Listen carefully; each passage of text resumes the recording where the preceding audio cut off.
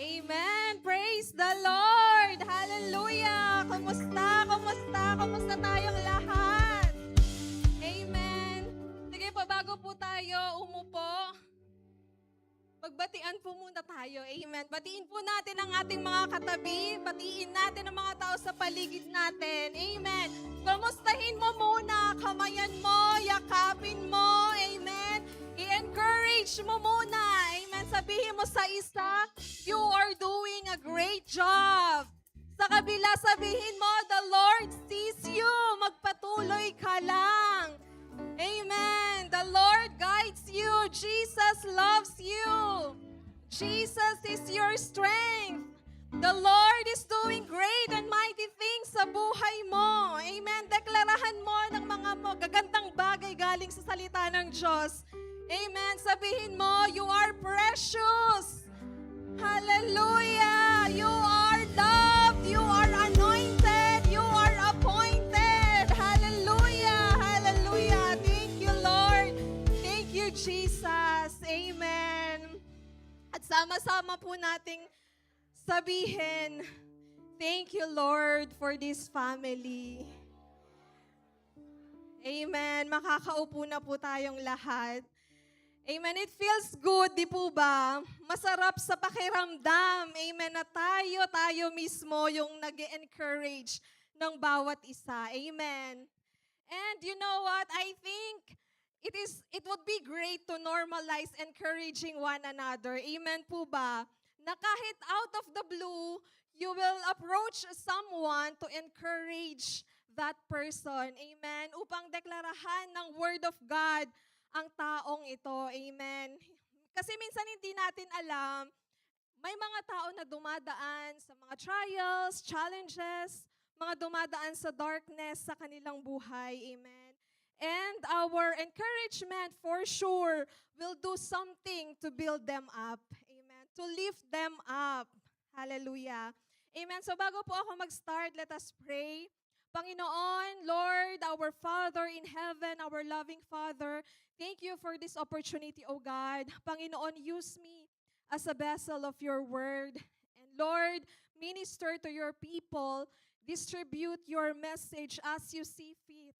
My prayer tonight, Lord, is the same as the prayer of King David in Psalms chapter 19, verse 14.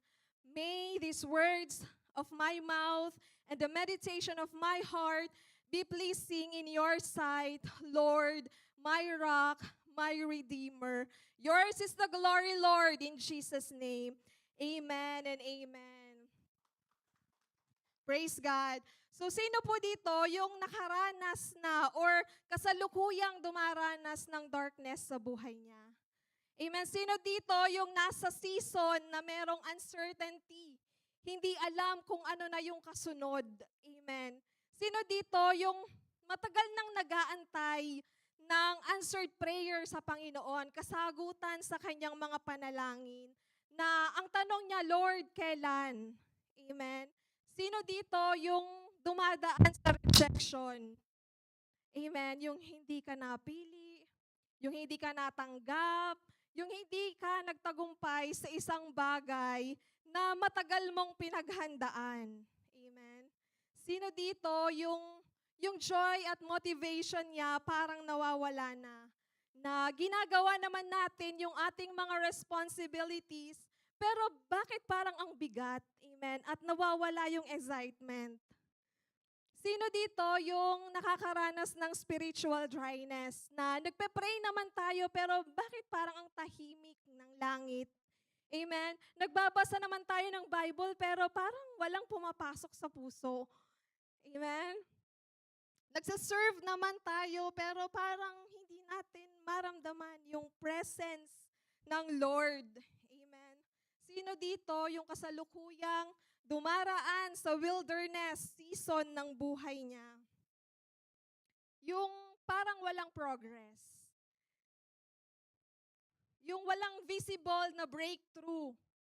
Yung paulit-ulit yung araw, pero pakiramdam natin, we are stuck. Or maybe ikaw yung tao na kailangan mo lang ng confirmation galing sa Panginoon. Alam niyo, whatever is your situation right now, ang Lord lang ang may alam. But I am sure that God's message is for all of us tonight. Amen. God's message tonight is for you. Tonight, the Lord will encourage you. Amen. Ngayong gabi, the Lord will restore you. At sa mga oras na ito, the Lord will encounter you. Amen. Sabihin mo sa katabi mo, are you ready? Hallelujah. Amen. Ano pong sagot niya? Amen. We are always ready to encounter the Lord. Amen. Sa buhay po natin, marami po tayong nararanasan na iba't ibang klase, iba't ibang uri, different kinds of encounters. Amen. May mga encounter experiences tayo sa buhay natin na kung saan nakapagdudulot ito ng mga changes or pagbabago sa ating buhay. Sa sarili natin, sa pag-uugali, sa kinabukasan natin. Amen.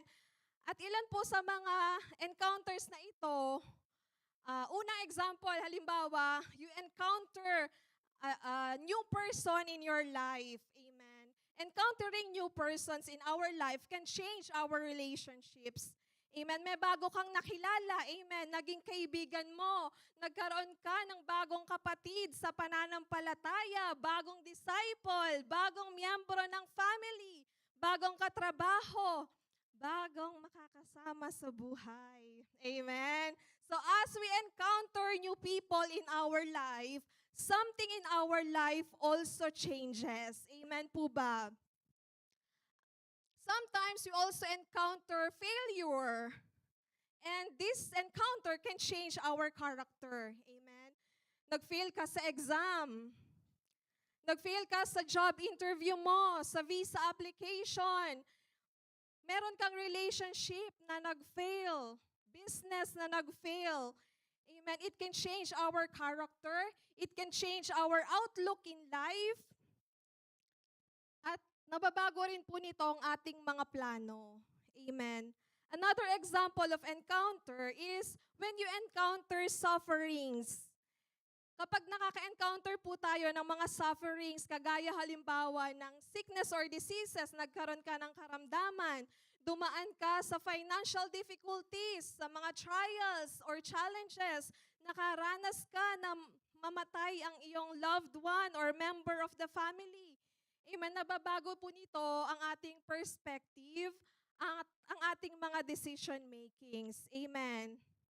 At ang most common na encounter po na nararanasan ng bawat isa is encountering yourself. Amen. Habang na-encounter po natin ang ating mga sarili, unti-unti po nitong binabago ang pagtingin natin sa buhay. Amen. Yung ating mga habits, yung ating mga attitudes, yung mga abilities natin, yung mga pangarap, mga goals natin sa buhay. Amen. Lahat po itong mga halimbawang ito ng encounters can change or make shift, amen, sa parts or areas or aspects ng buhay natin. Amen. Pero only an encounter with God, amen, only a true encounter with God can change our whole life. Amen. Our life as a whole, hindi lang parte, hindi lang portion, hindi lang aspeto, amen, but our whole life, amen. Not only your life now, but also your life in the future. Yung destiny mo, yung patutunguhan mo. Amen. Hindi lang yung puso mo, kundi pati yung purpose mo. Hindi lang yung perspective mo, kundi pati yung vision mo. Amen. Tanungin mo nga yung katabi mo, sabihin mo, have you encountered God? Sa kabila, sabihin mo, yes, I encounter Him daily. Amen. Praise God. So ngayong gabi po, ang ating pong pag-aaralan ay 3 important elements of a true encounter. Amen.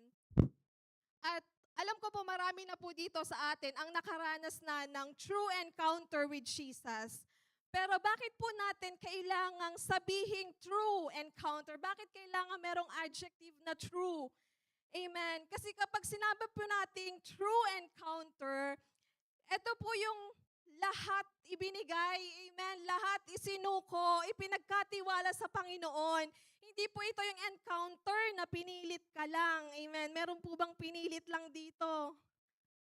Thank you, Lord. Wala. Amen. Hindi, Lord. Hindi ito yung Lord. Etong parte lang ng buhay ko, yung gusto kong isuko sa'yo. Eto, Lord, etong parte ng buhay kong ito, etong relationship kong ito, etong habit ko na ito, etong finances ko, Lord, wag mo munang i-touch. Amen. Hindi pa ako ready. Amen. Hindi po ganitong klase ng encounter ang gusto ng Panginoon para sa atin. Amen. Dahil lang true encounter is the encounter that you are willing to surrender everything to the Lord. Amen. Walang reservation, hindi partial. Amen. Kundi total surrender sa Panginoon. Amen. Tanungin mo nga uli yung sarili mo, am I ready? Amen. Praise God. So number one, first important element of a true encounter, true source of encounter. Sabi po sa theme verse natin, Acts chapter 26 verse 13, about noon, King Agrippa, I was on the road and I saw a light from heaven. Sabihin po natin, a light from heaven. Amen. It's not a light from anywhere else, but a light from heaven. Amen. Marami pong mga bagay dito sa mundo na maaari makapagbigay sa atin ng liwanag. Amen. Halimbawa na lang po dito sa ating hall. Meron po tayong mga spotlight, merong mga mga light bulbs in general. Amen. Hindi ko alam kung ano mga klase ng ilaw itong mga nandito. Amen. Flashlight can also give us light. Amen. Sa bahay, meron tayong mga lamps. Amen. Doon po sa probinsya namin, ang tawag gasera. Amen. Gasera. Amen. Alam niyo po ba yung gasera? O sa province lang naman yun sa USA. Lampara. Amen. Sa mga camping site, amen, ang pinagkukunan nila ng light is yung mga bonfire. Amen. So, ibig sabihin, meron pang mga resources, amen, ng light, amen, na makapagbigay sa atin ng liwanag. But all these things na nabanggit natin, they are just secondary resources of light. Amen. Hindi po ito yung direct na or pangunahing nagbibigay sa atin ng liwanag. Amen. So, ang tanong ko po, how about the sun and the moon? Amen. Are they the main source of light? Amen. Because they can be seen also in heaven. Amen. Ano po? Amen or no amen? Amen. So, sino po dito ang nakakaalala ng story of God's creation? Naku, konti lang nakakaalala. Pag hindi nyo na po maalala, pwede po kayong mag-sit-in sa kids ministry. Amen. Yun po ang kanilang topic ngayong buwan ng August. Amen. Praise the Lord. Pero, bibigyan ko po kayo ng idea. Amen. Sabi po ng Lord sa first day of creation, sa Genesis chapter 1, sabi ni Lord, let there be light. And there was light. Amen. Nagkaroon po ng liwanag. At ang sabi ng Panginoon, the light was good. So He separated the light from darkness. And God called the day light. And God called the light day and the darkness night. Ayan. At lumipas po ang evening and there was morning the first day. Amen. At few verses later sa Genesis chapter 1, we are informed, ito po ay nasa fourth day na. Amen. Sabi ng Lord, let there be lights in the vault of the sky to separate the day from the night. Amen. In the fourth day, nilikha po ng Panginoon ang sun, moon, and stars. He made two great lights, the greater light to govern the day and the lesser light to govern the night. Amen. So, ang tanong ko po, how can this be? Paano po ito nangyari? How could there be light? Paano pong nagkaroon ng mornings, ng evenings on the first, second, and third day if the sun and the moon, together with the stars, ay kinreate pa lang on the fourth day? Amen. So, dito po natin makikita na sa umpisa pa lang, amen, sa time pa lang ng creation, Genesis chapter 1, the very first book and the very first chapter of the Bible, niliwanag na ng Panginoon, nilinaw na ng Panginoon that He is the true source of light. Amen. God does not need the sun. He doesn't need the moon. He doesn't need the stars to provide light. Amen. Because God is light. Sabi po sa 1 John chapter 1 verse 5, this is the message we heard from Jesus and now declare to you, God is light and there is no darkness in Him at all. Amen. Si Lord na po yung nagsilbing liwanag on the first 3 days of creation, just as He will be on the new heavens and the new earth. Amen. Di ba sabi nga po sa Revelations 22 verse 5, na pag-aralan po natin ito 2 months ago. Amen. Sabi po doon, there will be no more night. They will not need the light of a lamp or the light of the sun. For the Lord God will give them light, and they will reign forever and ever. Amen. Gusto po ng Panginoon, maintindihan po natin na siya ang tunay na source ng light. Amen. And as we encounter Him, as we encounter the light, we will understand na hindi po sun, hindi po moon, ang kailangan natin to lighten up our life. Amen. Same as we do not need anything in this world to experience the eternal life full of light. Amen. Hindi po natin kailangan ng kayamanan to say that we are blessed. Hindi po natin kailangan ng mataas na posisyon para masabi that we are honored. Hindi po natin kailangan ng magarang kotse or malaking bahay to experience comfort. Hindi po natin kailangan ng maraming pera to say na meron tayong peace of mind. Amen. At hindi po natin kailangan ng sino man to prove that we are loved, that we are appreciated, that we are valued. Amen. Lahat ng ito po ay additional na lamang. Amen. All you need is Jesus. Amen. Sabihin mo, all I need is Jesus. Amen. Because Jesus is the light of the world. Amen. Sabi po sa John chapter 8 verse 12, when Jesus spoke again to the people, He said, I am the light of the world. Whoever follows me will never walk in darkness, but will have the light of life. Amen. Si Jesus lang, sapat na. Amen. When we have Jesus, we have everything we need. Amen. When we have Jesus, we have access to everything.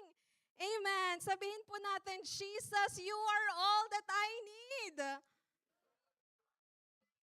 Amen. Jesus is the true source of a true encounter. Amen. Pangalawa, second important element of a true encounter, true power of encounter. Amen. Sabi po ulit dito sa ating theme verse, Acts 26:13, about noon, King Agrippa, I was on the road and I saw a light from heaven, brighter than the sun. Sabihin po natin, brighter than the sun. Sabi ni Apostle Paul, nakakita ako ng light from heaven, and before anyone can dispute, kasi baka sabihin, baka araw lang yung nakita mo. Amen. Sinabi niya na agad, what he saw was brighter than the sun. Amen. Considering na it happened during noontime, sabihin natin, siguro ano bang noontime? Siguro mga around 12 p.m. Amen. Tanghali. Amen. Kung saan, kung kailan tirik na tirik yung araw. Amen. Gustong sabihin ni Paul, hindi ako maaaring magkamali. Hindi yun sun because it was brighter than the sun. Amen. And true enough, sa sobrang liwanag ng light na nakita niya, he was blinded. Amen. Di ba ganyan din yung nangyayari sa atin kapag suddenly nakakakita tayo ng sobrang liwanag? Halimbawa yung tumitig ka sa sikat ng araw or pinicturan ka merong flash, parang for a moment, nagdidilim yung paningin mo. Amen. Pero yung pagdidilim ng paningin natin is just a matter of some seconds lang. Amen. Pero kay Paul, he was blinded for 3 days. Amen. Ganon katindi yung light, amen, na kita niya. Amen. And during that 3 days, he refused to eat and drink. Amen. 3 days and 3 nights fasting po si Paul. Amen. He was so overwhelmed sa na-experience niya. He just sat there in silence and all he can do was just sit in utter darkness. Amen. And alam niyo po, this is a very humbling experience para kay Paul. Na dati, he used to be so strong. Amen. He used to be so powerful. Na parating pa lang siya, amen, yung mga tao, especially kapag Christian ka noong panahon ni Paul, makita mo pa lang si Saul. Amen. Saul pa lang siya at that time. Hindi pa siya si Apostle Paul. Amen. Parating pa lang siya, kung ikaw ay Christian, matatakot ka na talaga. Amen. Kasi baka oras mo na. Amen. Baka ikaw na yung arestuhin ni Saul. Amen. Kaya nga, di ba even si Ananias nung kinausap siya ni Lord, parang gustong sabihin ni Ananias, Lord, sure ka ba? Amen. Sure ka ba na gusto mo akong papuntahin? Amen. Kay Saul. Ang Saul na yan, pinapatay yung mga nagfa-follow sa'yo, mga naniniwala sa'yo. Amen. Kasi nga, he was known to be a persecutor of Christian people. Amen. And this is one of the powers of a true encounter. It humbles us. Amen. True encounter humbles us. Itong pagkabulag po ni Paul, ito po ay isa sa mga importanteng part ng kanyang transformation. Kasi ito po yung moment kung saan niya napagtanto na lahat pala ng effort niya, lahat ng mga pinaggagawa niya upang ipagtanggol yung Jewish law, para ipagtanggol yung relihiyon, lahat pala ng ito ay contrary sa kagustuhan ng Panginoon.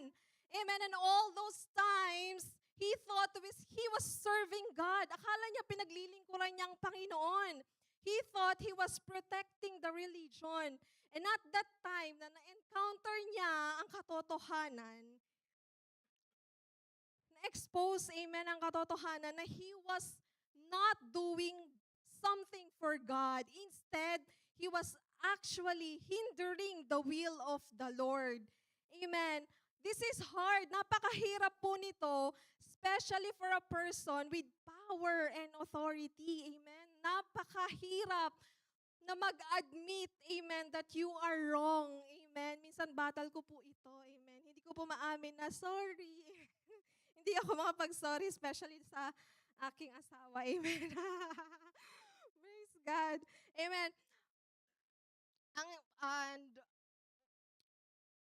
ito po ang nagagawa ng true encounter, amen, sa ating mga buhay. It has the power to humble us, amen, sa harapan ng Panginoon. Ano pa po ang power ng totoong encounter? True encounter transforms us, amen. Saul had experienced the power of a true encounter. At kung babalikan po natin, kung sino si Paul before his encounter, amen, skip na po natin yung kanyang biography, kung saan siya sinilang, saang empire siya belong, amen, para naman magbasa kayo sa activity natin sa LG, amen, dahil meron pong mag-LG sa Friday, amen. So, si Saul po, he conformed to the strictest sect of their religion kasi po siya ay isang Pharisee. Amen. Sabi po ni Pastor, far to see. Amen. Far to see. Si Saul ay isang far to see. Si Saul po, he put many of the Lord's people in prison. Amen. Marami po siyang ipinakulong at marami po siyang ipinapatay. Amen. Pinarurusahan po niya ang mga taong naniniwala at nananampalataya kay Jesus. At minsan, fino-force niya itong mga believers na mag-blaspheme, amen, to utter blasphemous words para lamang maparusahan niya itong mga naniniwala kay Lord. Amen. He was so obsessed in persecuting them and even hunted them in foreign cities. Amen. Talagang hinahunt niya, amen, kahit hindi na dun sa lugar nila, sa mga foreign cities, pinupuntahan niya para arestuhin, amen. Kaya nga siya papunta ng Damascus, yun ang kanyang plano, yun ang kanyang purpose. Amen. Ganyan siya ka-notorious, ganyan siya ka-infamous, amen. Amen. Kaya naman talaga nung time niya, yung mga believers, they were scattered. Amen. Umaalis sila sa Jerusalem at lumilipat sila ng ibang lugar para doon na lang mag-preach ng gospel kung saan wala si Saul. Amen. Pero true encounter is powerful. Amen. True encounter is powerful that it can transform us. Amen. Sabihin mo sa katabi mo, there's power in encounter. Amen. Kapag na-encounter po natin ng tunay at totoo si Jesus Christ, kayang-kaya niyang baguhin ang buhay mo. Amen. Kahit na gaano sa tingin mo kasama yung nakaraan mo. Amen. Gaano pa kalaki, amen, ang kasalanan na nagawa mo before, gaano ka man lumayo sa Panginoon, the Lord can transform your life from glory to glory. Amen. Balik po tayo sa moment kung saan na-encounter ni Saul si Jesus. Sabi po sa Acts chapter 26 verses 14 to 15, we all fell to the ground, and I heard a voice saying to me in Aramaic, Saul, Saul, why do you persecute me? It is hard for you to kick against the gods. Then I asked, who are you, Lord? I am Jesus, whom you are persecuting. The Lord replied, Amen. Another power of a true encounter redirects us. Amen. Si Jesus po, He didn't meet Saul in the road to destroy him. Kahit na He persecuted a lot of God's follower. Amen. Hindi niya minit si Saul to shame him, to condemn him.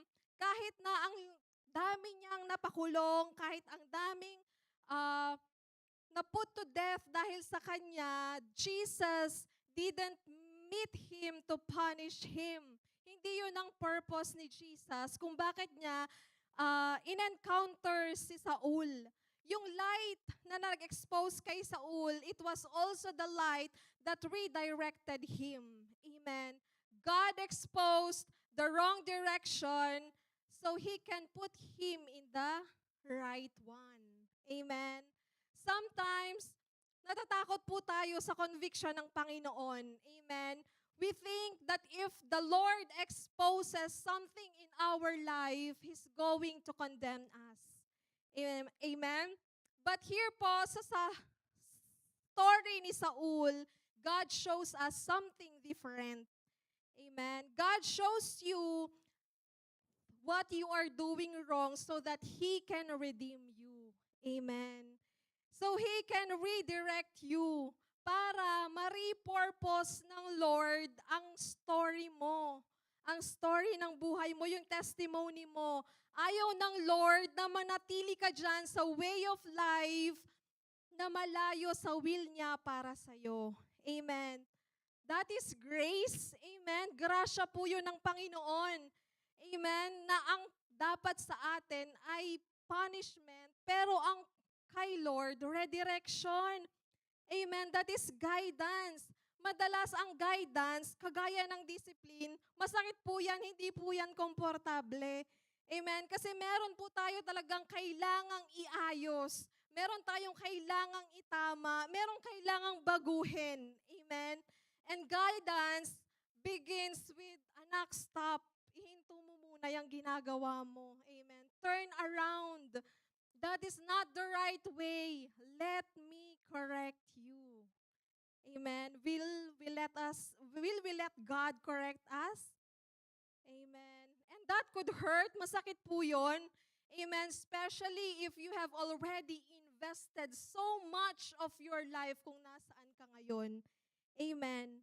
Masakit at mahirap magbago. Amen. Pero kapag kasama natin si Jesus, amen, walang imposible. Amen.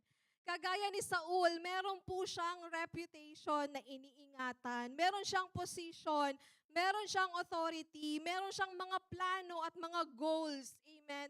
At buong buhay niya, nilaan niya yung purpose na inakala niyang paglilingkod sa Diyos. Amen. Talagang pinag-aralan niya yung law, naghanap siya ng pinakamagaling na teacher, amen, si Gamaliel, at doon siya nag-enroll kasi gusto niya, mamaster niya yung law, amen, kasi ang plano niya, pagsisilbihan ko ang Panginoon, amen, pero hindi niya alam, hindi yon ang katotohanan at ang will ng Panginoon. Amen. Here comes his encounter with Jesus.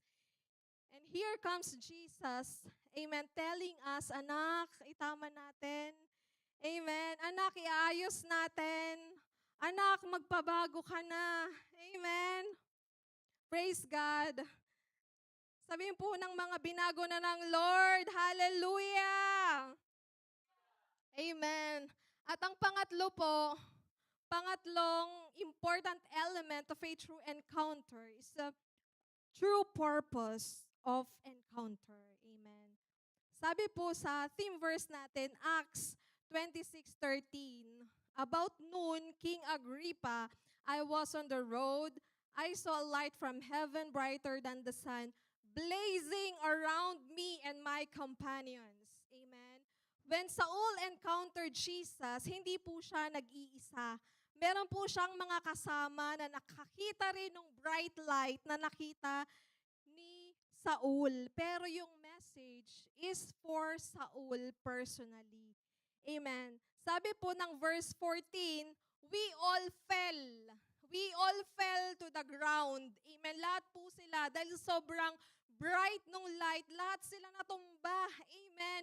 Pero ang sabi po dito, and I heard a voice saying to me in Aramaic, Saul, Saul, why do you persecute me? Lahat sila nakita yung light, but only Saul heard the voice of the Lord. Amen. What does that tell us? It reveals to us, well, now while many can experience the manifestation, God's message is personal. Amen. Meron po tayong kanya-kanyang convictions na galing sa Panginoon. Meron po tayong kanya-kanyang purpose. Amen. And true encounter with Jesus gives us purpose. Hindi lang po ito, hindi lang kinokorek tayo, hindi lang ini-inform tayo about the truth of God, hindi po yun natatapos doon. It gives us a purpose. Amen. At iyon po ang masarap na parte, amen, ng encountering Jesus. Yung ma-receive mo, yung purpose ng Lord para sa buhay mo. Amen. Sabi po ng verse 16, now get up and stand on your feet. I have appeared to you to appoint you as a servant and as a witness of what you have seen and will see of me. Amen. I love that. Amen. Na-appreciate niyo po ba yung sinabi ni Jesus kay Saul? Amen. Saul fell down before Jesus. Amen. Pero si Jesus, He didn't just leave Saul on the ground. Amen. Hindi niya iniwan si Saul sa ganoong kalalagayan. Sabi ni Jesus, Saul, get up and stand on your feet. Jesus raised him up and gave him an assignment. Binigyan niya ng divine assignment. Binigyan ng purpose ni Lord si Saul. Amen. Because the purpose of the encounter is not just to remain in the moment. Amen. Hindi po yun ang kaisa-isang purpose ng encounter. Amen. Saul went into that encounter. Pumunta siya sa road na yon bilang isang persecutor. Pero he came out as a follower. Amen. Dumaan siya doon sa road na yon, convinced that he was right, pero umalis siya na may pusong surrendered sa Panginoon. Amen. Pumunta siya sa Damascus intending to arrest Christians, but eventually siya na mismo yung nagta-travel from city to city preaching the very Christ na pinapersecute niya noon. Amen. Yung encounter na naranasan niya changed his direction. Binago po nito ang kanyang priorities, yung kanyang identity, yung purpose niya, yung ministry niya, yung buong buhay niya. Amen.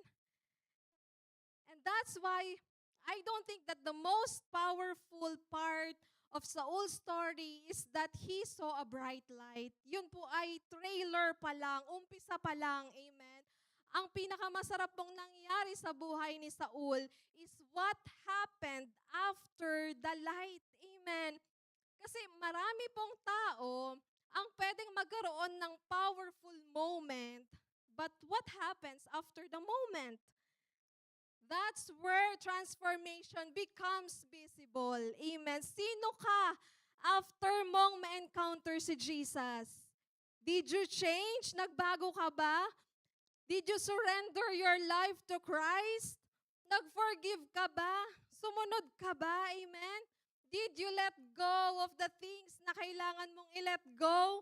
Did you change your direction?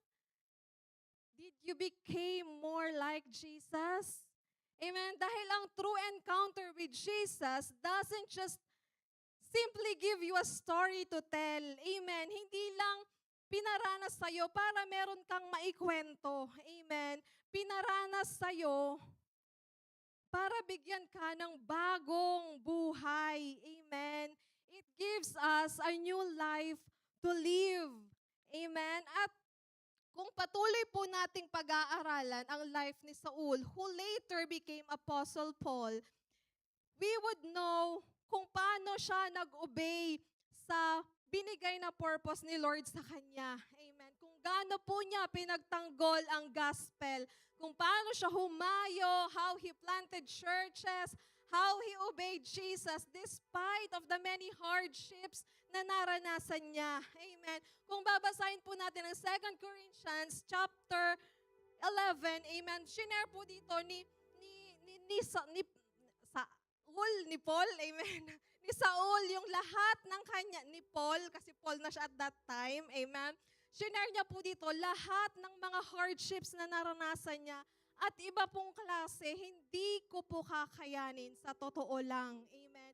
And to give you a glimpse, ang mga naranasan po niyang makulong, naranasan po niyang ma-flogged. Amen. Yung nilalash sa likod, pinapalo. Amen. 5 times niyang naranasan yung maximum number of lashes na 40 minus 1. He was beaten with rod 3 times. He was pelted with stones. Pinagbabato po siya ng mga tao. 3 beses po siyang nakaranas na ma-shipwrecked. He faced danger from all sides sa lahat ng tao sa paligid niya. Sa mga bandits, sa mga kasama niyang Jew, sa mga Gentiles. Meron siyang na-experience danger sa city, sa country, sa sea, at sa mga false believers. Amen. He often gone without sleep. He known hunger and thirst and often gone without food. Amen. But despite all of this, he continued, amen, sa assignment ng Lord sa kanyang buhay. All of this didn't stop him from doing and serving his purpose. Amen.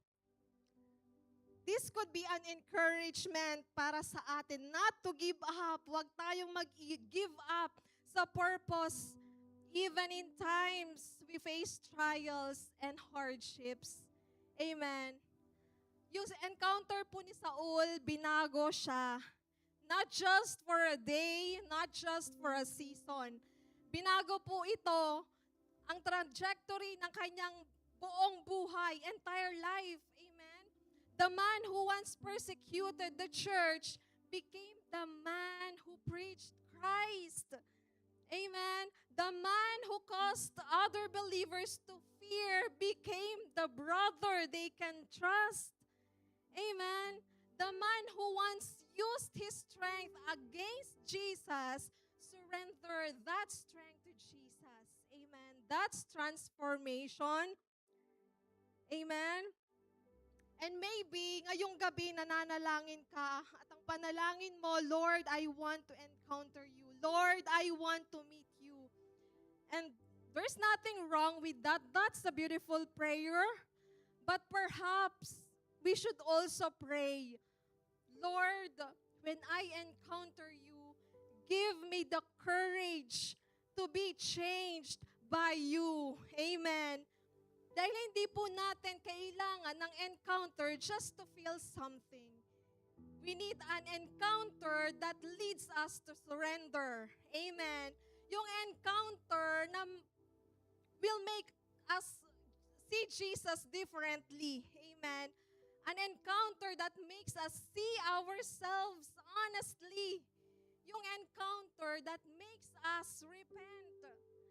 Yung encounter na will lead us to obey. The encounter that change our direction. That changes what we live for. Amen. Dati nabubuhay ka para sa sarili mo. Ngayon, nabubuhay ka para kay Lord. Amen. An encounter na kayang-kaya ng nating sabihin na, Lord, what do you want me to do? Amen. That's the kind of encounter we should desire. Not just, Lord, let me feel your presence. But Lord, let me know you. Hindi lang yung, Lord, give me an encounter experience. Kundi yung, Lord, transform me. Transform my life. Hindi lang yung, Lord, touch my heart. Kundi, Lord, you can have my whole heart. Amen. Because when Saul truly encountered Jesus, he could never go back to being the same Saul. Amen. Hindi niya na kayang balikan yung dating buhay na meron siya. And that's the beauty of encountering Jesus Christ. You may enter His presence with your own agenda, pero aalis ka wanting the will of the Lord. Amen. Pwede kang pumunta sa encounter na meron kang sariling plano, pero aalis ka ng surrendered sa Panginoon. Amen. Yung pupunta ka, encounter mo si Jesus, thinking you know the way, pero lalabas ka wanting to follow. Amen. You may come asking Jesus to change your circumstances, but leave that encounter realizing that He wants to change you. Amen.